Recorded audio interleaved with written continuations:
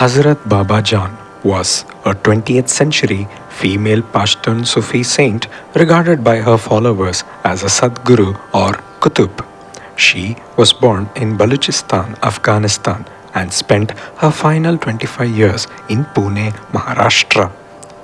She is regarded as a spiritually advanced soul by the well known spiritual figure and disciple Meher Baba. The exact details of the birth of Baba Jan remain unknown. However, her former name was Gulrukh, the rosy-faced one. She was the daughter of a minister who served the Afghan monarch or the emir during that time in Balochistan. Gulrukh was well educated and fluent in Arabic, Persian, and Urdu, apart from her native Pashto. She was also a Hafiza, meaning she had memorized the Holy Quran by heart. Unlike other girls her age, Gulrukh spent most of her time in prayer, meditation, and solitude. When Gulrukh turned 18, despite her objections, her parents arranged her marriage according to the conventions of Afghan nobility. On her wedding day, she ran away, covering her face with a burqa. Gulrukh left Balochistan and wandered for many years before arriving in Peshawar, in present-day Pakistan. There, she met a Hindu guru who initiated her into spiritual austerities, which she diligently practiced for nearly 1.5 years on a mountain near Rawalpindi, Pakistan. After completing her tenure, Gulrukh, now in her late 30s and known as Baba Jan, descended from the mountains and travelled to Multan in Punjab, India. There, she met a Sufi saint named Maula Shah who assisted her in attaining self-realization. Baba Jan then returned to Rawalpindi to seek the blessings of her Hindu guru before beginning her pilgrimage. Baba Jan embarked on a long pilgrimage through Middle Eastern countries, including Syria, Lebanon, and Iraq. Disguised as a man, she arrived at Mecca, traveling through Afghanistan, Iran, and Turkey. At the Kaaba, she offered her salat or prayers 5 times daily from a suitable spot. While in Mecca, she performed the service of gathering food for the poor and nursing sick pilgrims.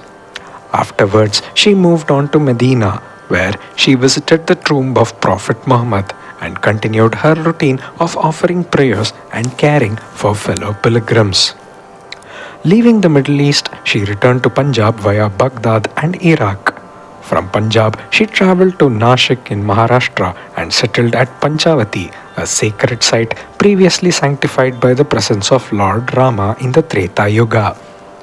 Baba Jan later moved to Mumbai, where she stayed for several months.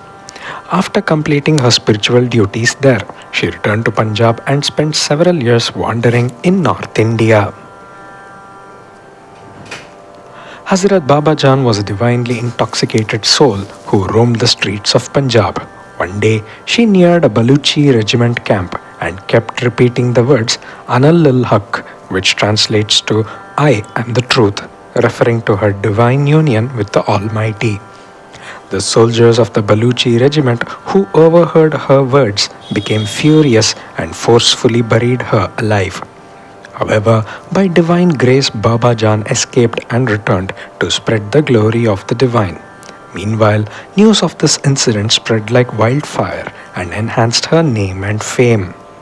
Many years later, the soldiers who tried to kill Baba Jan saw her seated under a neem tree at Char Bavdi in Pune. They repented their mistakes and sought her forgiveness.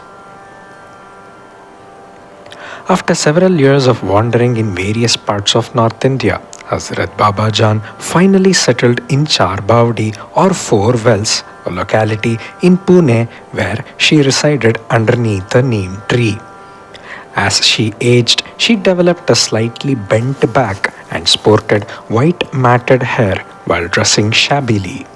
The area was filthy, becoming a breeding ground for plague and pestilence, and was often desolate, frequented by troublesome miscreants and riffraff. At first, she sat uncared for, exposed to rain and sunshine. Children would bother her by pelting her with stones. Sensing her need for basic shelters, her devotees prepared a small shack made of gunny sacks where she could rest. Unfortunately, miscreants stole the gifts offered by devotees, but she cared little for worldly possessions and remained immersed in divine bliss. Hazrat Babajan became associated with many miracles, and within a decade of gaining fame, Char Baudi underwent significant changes. Buildings began to emerge, tea shops became electrified, street performers entertained the crowd with music, and a long line of devotees eagerly awaited the opportunity to have a darshan of Hazrat Baba Jan. After her arrival, the once decrepit locality became filled with spiritual fervor.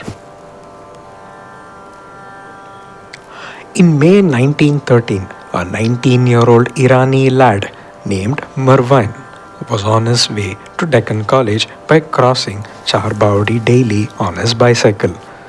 He often saw Hazrat Baba Jan seated under a neem tree surrounded by devotees who held her in high regard, while others viewed her as a mad woman, witch, or sorceress. Since his father, Shahryar Irani, respected Baba Jan, Mirwan decided to visit her. Baba Jan beckoned to Mirwan and both sat together on numerous occasions, though they seldom spoke. One night in January 1914, as he was about to leave, Mirwan kissed her hands. In return, Baba Jan held his face and kissed him on the forehead. This act ensured a transfer of spiritual grace or baraka, leaving young Mirwan Irani in a divinely intoxicated and blissful state for nearly 9 months. In later years, Mirwan Irani became the world-renowned Meher Baba. Hazrat Baba Jan knew of her impending departure from the mortal plane and stated, "It is time for me to leave now.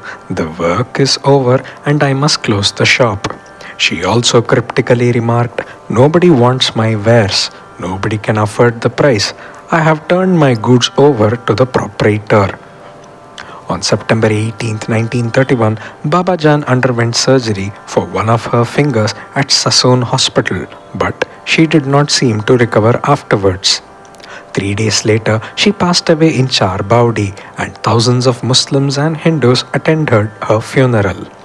Eventually, a white marble shrine or dargah was built alongside the neem tree where she had lived for many years. It is a small dargah with her turbat or grave located beneath the tree, with its trunk emerging through the rooftop. Even today, her dargah continues to be visited by people of all religions.